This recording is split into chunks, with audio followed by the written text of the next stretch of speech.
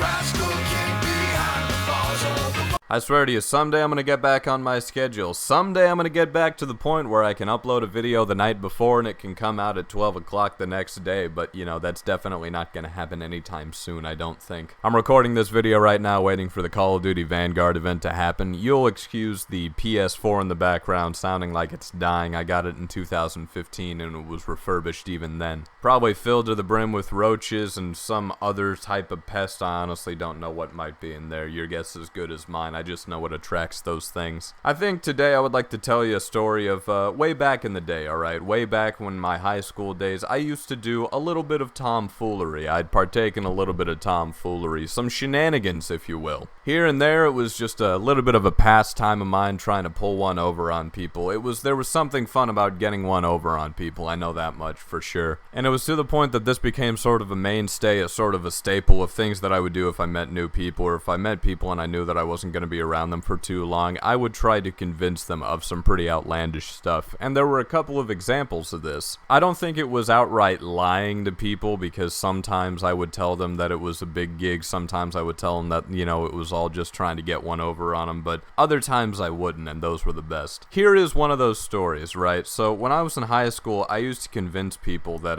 koalas were combustible and that they had been weaponized by the Aborigines in Australia. Now that's a lot of big words, and that's actually going to feed into how I used to trick people into believing this stuff, but hear me out. Here's the story that I used to tell people in high school. Keep in mind, this started with my brother. My brother is 4 years older than me, and he actually used to tell people a variant of this story. He never told me the variant here. He just told me that he would convince people that koalas were combustible, and I took it and ran with it to the point that it eventually became koalas are combustible and were weaponized. So here is the story of how I used to trick people into believing this. So I would tell people that it all started out when the English began colonizing Australia. Now, if you don't know, Australia was a prison colony. They used to just ship prisoners there in exile to settle this land for them. And of course, whenever you have a native populace and a colonizer populace, this is going to lead to wars. This is going to lead to conflict, and there was no shortage of conflict on the Australian continent. You know, this is just one of those stories that you see repeating itself throughout history. There is bloodshed anytime there's someone trying to take someone else's land. I digress. So, from here, I would then go on to describe that native to Australia is the koala. Now, koalas are a strange little marsupial. If you've ever seen a koala, they often seem very docile, very peaceful, very laid back, very slow and sluggish. And I would explain to people this is because they live off of effectively a diet of eucalyptus and not much else. Now, eucalyptus, I would then tell people, is actually a plant that gives out alcohol whenever you eat it. So, effectively, koalas go through their entire lives drunk. Now, I don't know if this is necessarily true, but I think I heard someone say it on a television show at one point. So, I effectively just told people that koalas go through their entire lives drunk. Now, this is the big key here. This is the big linchpin. What do you know about alcohol? Well, what do I think I know about alcohol? I've been told that alcohol can combust very easily, or at least it can catch on fire very easily. So, I would effectively tell people that their blood alcohol level was so high throughout their entire lives, koalas, that effectively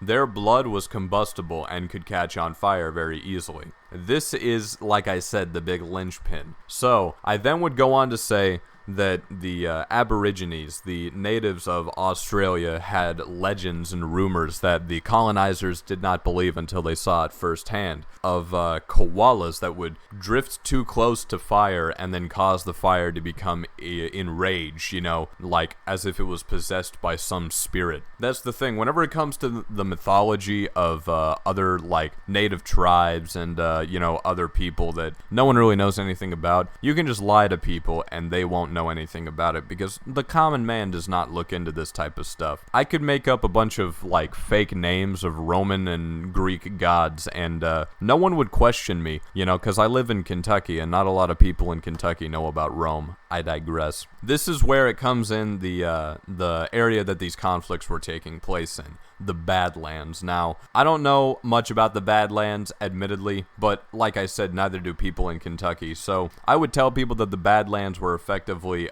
Utah, you know? They were effectively like Grand Canyon type stuff, a bunch of these red rock canyons. Basically a large amount of rock and dirt and sand. Now, like I said, another big linchpin. I would tell people that the way that they would weaponize koalas is that the Aborigines would send out scouts, and then the Aborigines would go and they would walk up and they would find groups of these colonizers who were sitting down and resting for the night, sitting around a campfire. They were all asleep. So since these were the Badlands, like I said, they would take the koalas that they would keep with them in cages, not too hard because like I said, they're very docile creatures, and they would kill them very quickly. Now, they would get the blood of the koala all over the koala's fur, all over the koala's hair, and they would then proceed to stick as many flints in there as possible. And keep in mind, they had to do this very quickly. This is a very, very quick process, because if you don't do this quickly enough, you lose the blood and you lose the combustibility. From there, they would take this koala corpse that they had filled with flints, and then they would throw it at these colonizers. And from there, I would tell them, and this is another big linchpin, you can't say that it happened so frequently that it was like a 10 out of 10 chance. I would tell them that like 3 times out of every 10 times that they would do it, like a 30% chance of it working, maybe even lower than that, like a 10% chance that the flint would strike against the rock, like I said, the Badlands, a spark would fly off of that, fly upward into the hair of the koala, it would combust, and then from there, it would go back into the bloodstream. The fire would go back into the bloodstream, and it would cause a massive expansion of pressure because you just set all this flammable liquid on fire. From there, you would get an explosion, and not only would you have effectively a koala grenade, but the flint would act as the shrapnel, and it would go and it would like blow off limbs in some cases, or it would just kill people and severely damage others. Now, keep in mind, none of that is true. None of that is true whatsoever, but I got so many people to believe it. And this is whenever it comes down to lying. This is like what I found out. All you need to do is offer a shitload of examples of science that people think could work. All that you really need to do is offer up a lot of big words. Basically, if you keep talking, no one's going to question you on a lot of stuff. And, you know, if you get that one person who says, dude, do you even have a source for it? All you got to do is just shut them down and just say, dude, really? You're going to ask for a source right here? I'm not gonna look it up myself, alright? You want evidence, you gotta look it up yourself.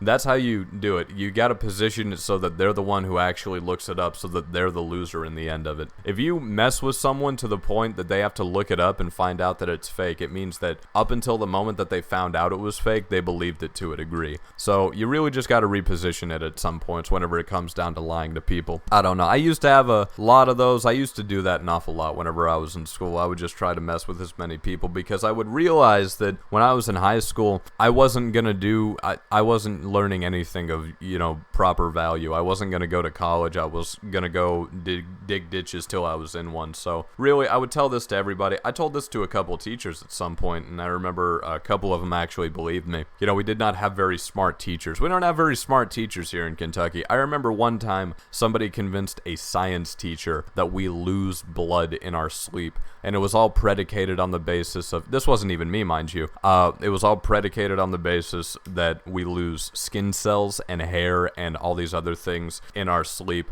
And because of that, sometimes we can lose so much skin cells that blood seeps through, and we just lose blood, and it's made up because, you know, we got 8 pints of blood regardless. Our heart makes more blood if we lose more blood. And he was able to convince a science teacher that, a science teacher of all people. Yeah, no, teachers are dumb. Don't ever let them tell you otherwise. Well, I feel like I've been rambling on for a little bit too long, just trying to fill this video out, trying to add in some filler, and, you know, I do apologize for that, but, you know, I just like to get these videos to 10 minutes any way that I can. If you want, you can feel free to borrow this story. Make your own variant of it. You can just take it and change it up as much as you like, you know, to your heart's content. This is, you know, call that fair use, alright? This is not copyrighted story. Do whatever you want with it, you know. I relinquish all my rights to it. Didn't have no rights to it to begin with. turn this into its own urban legend or something. I don't really give a shit. If you like this video and you want to see more like it, well, I upload daily and I'm trying my damnedest to get back on the schedule, but regardless, I'm going to have an upload out every day.